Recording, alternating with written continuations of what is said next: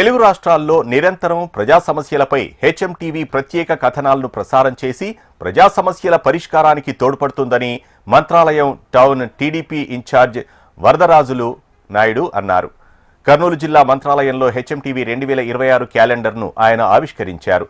నీతి నిజాయితీగా పనిచేస్తూ ప్రజల సమస్యలను వినిపిస్తూ హెచ్ఎంటీవీ ప్రజాదరణ పొందిందని అభినందించారు. హెచ్ఎంటీవీ యాజమాన్యానికి, ప్రజలకు, ప్రేక్షకులకు ముందస్తుగా సంక్రాంతి, నూతన సంవత్సర శుభాకాంక్షలు తెలిపారు.